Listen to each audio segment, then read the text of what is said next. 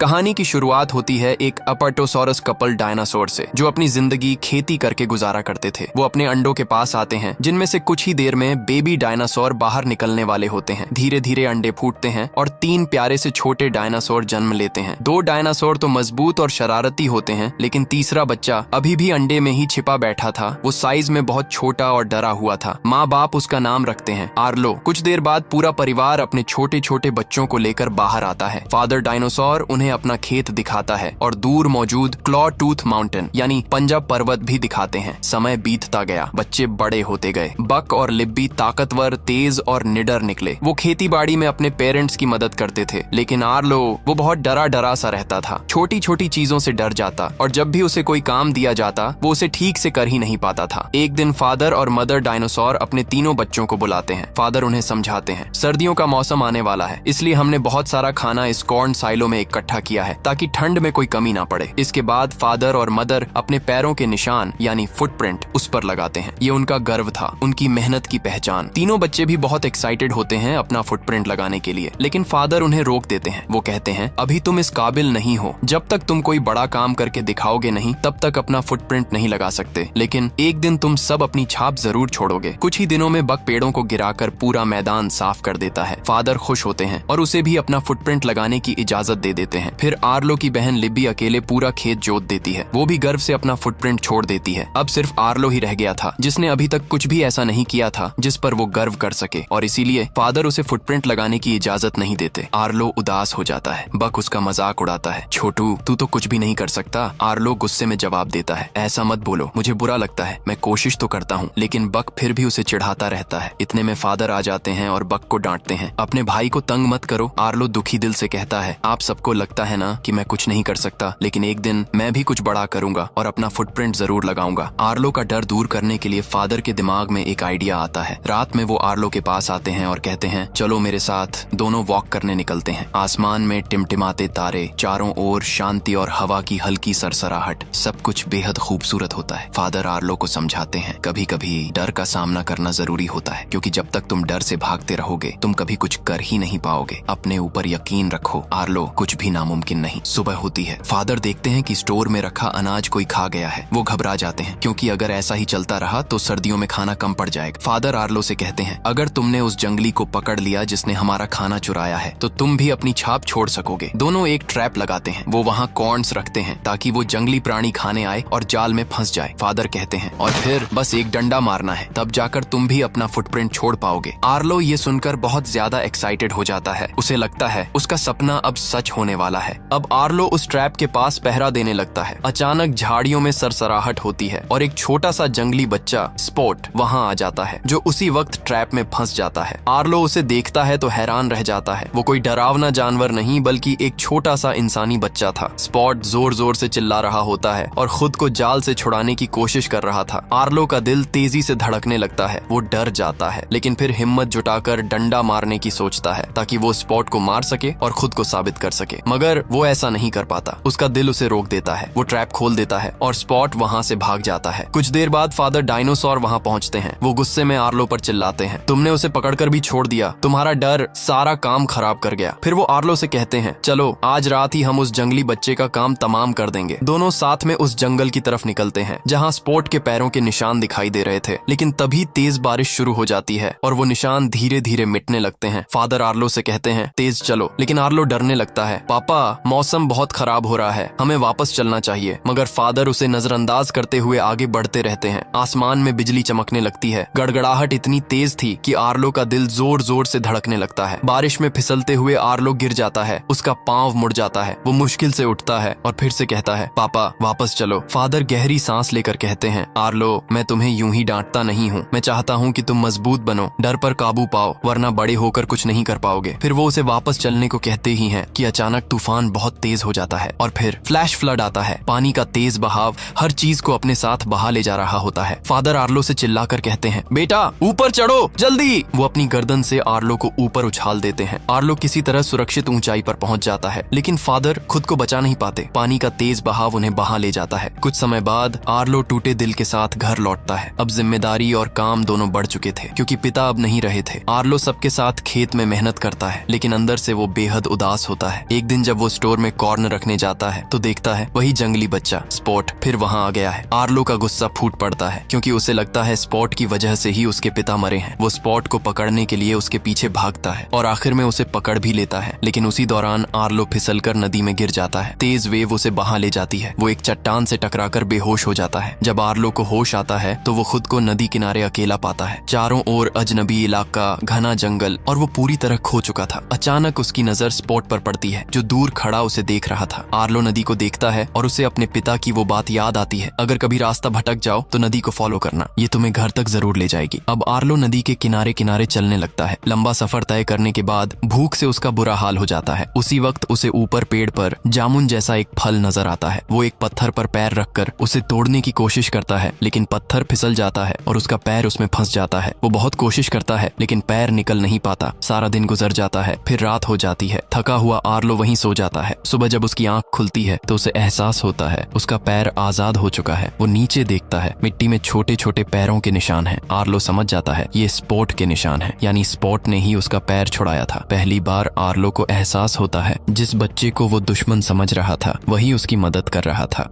Arlo हिम्मत जुटाकर उठता है। अब वो डरने के बजाय कुछ करने का फैसला करता है। वो आसपास की लकड़ियां इकट्ठा करता है और अपने लिए एक छोटा सा घर बनाने लगता है। धीरे धीरे उसे थोड़ा सुकून मिलने लगता है। तभी स्पॉट दोबारा वहां आ जाता है। इस बार वो आर्लो के लिए एक लिजर्ड लाता है क्योंकि उसे पता था कि आर्लो को भूख लगी है, लेकिन आर्लो पीछे हट जाता है और घबराकर कहता है दूर करो इसे। वो शाकाहारी था और ऐसी चीजें खाना उसके बस की बात नहीं थी। स्पॉट कुछ देर सोचता है और फिर वो एक बहुत बड़ा कीड़ा पकड़ कर लाता है। वो अपने दांतों से उसका सिर अलग करता है और आर्लो की तरफ बढ़ाकर इशारा करता है खा लो। आर्लो घिन और डर से पीछे हट जाता है। स्पॉट को अब समझ आ जाता है कि आर्लो क्या खाता है। वो तुरंत जाकर वो बेरीज लाता है, वही फल जो आर्लो ने पहले देखा था। आर्लो भूखा था। वो बेरीज पर टूट पड़ता है। फिर वो स्पॉट से और फल मांगता है। स्पॉट उसे अपने साथ एक ऊंची जगह पर ले जाता है जहाँ एक पूरा पेड़ बेरीज से लदा हुआ था। आर्लो की आंखें चमक उठती हैं। वो तेजी से पेड़ की तरफ बढ़ता है, लेकिन स्पॉट उसे रोकने की कोशिश करता है। आर्लो नहीं रुकता और जैसे ही वो फल खाने झुकता है ऊपर से एक बड़ा सा स्नेक गिरकर उसके ऊपर आ पड़ता है। आर्लो डर से चीख उठता है। स्नेक अटैक करने ही वाला होता है कि तभी स्पॉट उस पर टूट पड़ता है। छोटा सा स्पॉट बड़े सांप को डरा भगाता है। आर्लो दंग रह जाता है। पहली बार उसे एहसास होता है कि स्पॉट सिर्फ जंगली बच्चा नहीं, एक बहादुर साथी भी है। अचानक लकड़ियों में से एक विशालकाय जानवर निकलता है जिसके सींगों पर कुछ पक्षी बैठे होते हैं। वो आर्लो से पूछता है तुम्हारे साथ ये बच्चा कौन है? आर्लो जवाब देता है इसका कोई नाम नहीं है। थोड़ा सोचने के बाद वो उसे नाम देता है स्पॉट। स्पॉट पीछे मुड़कर देखता है और हल्की सी मुस्कान देता है। उसे ये नाम अच्छा लगता है और इस तरह स्पॉट को उसका नाम मिल जाता है। आर्लो और स्पॉट की दोस्ती अब गहरी होने लगती है। दोनों साथ में नदी के किनारे किनारे आर्लो के घर की तरफ बढ़ने लगते हैं, लेकिन रास्ता आर्लो को ज्यादा समझ नहीं आता। थोड़ी देर बाद वो एक ऐसी जगह पहुंचते हैं जहां घास उगी होती है। आर्लो अपनी पूंछ को घास में हिलाता है और अचानक वहां से जुगनू निकलते हैं। सैकड़ों रोशनियां हवा में तैरने लगती हैं। स्पॉट और आर्लो दोनों उस नजारे को देखकर खिलखिलाकर हंस पड़ते हैं, लेकिन अगले ही पल आर्लो को अपने पिता की याद आ जाती है क्योंकि उसके पिता भी ऐसे ही उसे जुगनू दिखाया करते थे। आर्लो का चेहरा उदास हो जाता है। वो जमीन पर बैठता है और लकड़ियां उठाता है। वो 5 छोटी लकड़ियां जमीन में गाड़ता है और फिर सबसे बड़ी लकड़ी को गिरा देता है। यानी वो स्पॉट को अपने परिवार के बारे में बता रहा होता है। हम 5 थे लेकिन अब पापा नहीं रहे। स्पॉट कुछ देर उसे देखता है, फिर खुद भी 3 लकड़ियां जमीन में गाड़ता है। वो 2 बड़ी लकड़ियां गिरा देता है और अकेली छोटी लकड़ी को देखकर नीचे सिर झुका लेता है। इसका मतलब था उसके माता पिता भी मर चुके थे, वो भी अकेला है। आर्लो और स्पॉट एक दूसरे को गले लगाते हैं। दोनों की आंखें नम होती हैं। दोनों चुपचाप एक दूसरे का दर्द समझते हुए वहीं सो जाते हैं। अगली सुबह वो अपनी यात्रा जारी रखते हैं। मौसम अच्छा था, लेकिन अचानक आसमान में बादल छा जाते हैं। तेज हवा चलने लगती है और कुछ ही देर में तूफान आ जाता है। आर्लो डर जाता है क्योंकि ये नजारा उसे उसी रात की याद दिलाता है जिस रात उसके पिता बाढ़ में बह गए थे। फ्लैशबैक की तरह सब उसकी आंखों के सामने घूमने लगता है। वो घबरा कर भागने लगता है। आखिरकार वो एक बड़े पेड़ के नीचे जाकर छिप जाता है। स्पॉट भी उसे देखता है और समझ जाता है कि आर्लो के अंदर अब भी डर जिंदा है। जब आर्लो की आंख खुलती है तो वो पाता है कि वो नदी से काफी दूर आ गया है। कहीं भी पानी नजर नहीं आता और अब उसे घर का रास्ता समझ में नहीं आता। दिल भारी हो आता है और वह उदास सा आगे बढ़ता है। थोड़ी ही देर में वह अजीब और गरीब परिंदों का एक झुंड देखता है। वे दिखने में खतरनाक और डरावने लगते हैं। आर्लो उनसे पूछता है कृपया बताइए नदी किस तरफ है, मुझे घर जाना है। पर वे परिंदे झूठ बोलते हैं कि वे तूफान में घायल हुए जानवरों की मदद कर रहे हैं, तुम्हें भी हमारी मदद करनी चाहिए। आर्लो एक फॉक्स को बाहर निकालता है, लेकिन परिंदे परिंदे उसे ही निगल जाते हैं। फिर वे बार बार स्पोर्ट के बारे में पूछते हैं। सरदार परिंदा शक करता है और स्पोर्ट को पकड़ने के लिए निकल पड़ता है। आर्लो उस पर झपटता है, स्पोर्ट को कमर पर उठाकर तेज दौड़ने लगता है और तभी सामने दो बहुत बड़े जायंट डायनासोर दिखाई देते हैं जो दरअसल अच्छे होते हैं। उड़ने वाले परिंदों ने दोनों को पकड़ने की कोशिश की, लेकिन जायंट डायनासोर आकर उन्हें बचा लेते हैं। कुछ ही देर में वहाँ एक और बड़ा डायनासोर आता है जो इन दोनों का पिता होता है। जायंट डायनासोर का पिता गंभीर स्वर में कहता है, तुम्हें यहाँ नहीं आना चाहिए था, यह इलाका खतरों से भरा है। आर्लो बताता है, मैं यहाँ गलती से आ गया, क्या आप मुझे नदी का रास्ता बता सकते हैं, पंजा पर्वत वाली नदी? लेकिन पिता डायनासोर कहते हैं कि हमारे पास समय नहीं है, हमें अपनी भैंसें ढूंढनी है। आर्लो मदद करने की इच्छा जताता है और बताता है कि स्पोर्ट की नाक बहुत तेज है, वह भैंसों की खुशबू सूंघ कर उन्हें ढूंढ सकता है। जायंट डायनासोर कहते हैं कि ठीक है, पर वहाँ चोर भी घूम रहे हैं। वे आर्लो से कहते हैं कि पास में जो बड़ा पत्थर दिख रहा है वहाँ जाकर जोर से चिल्लाओ ताकि जो चोर हमारी भैंसें चुराते हैं वे बाहर आ जाए। आर्लो डर रहा था पर उसे घर भी वापस जाना था, इसलिए वह पत्थर पर चढ़कर चिल्लाने लगता है, पर उसकी आवाज बिल्कुल नहीं निकलती। तभी स्पोर्ट उसके पांव पर जोर से काटता है और आर्लो दर्द में जोर से चिल्ला उठता है। उसकी आवाज सुनकर भैंसें वापस आने लगती हैं, लेकिन साथ ही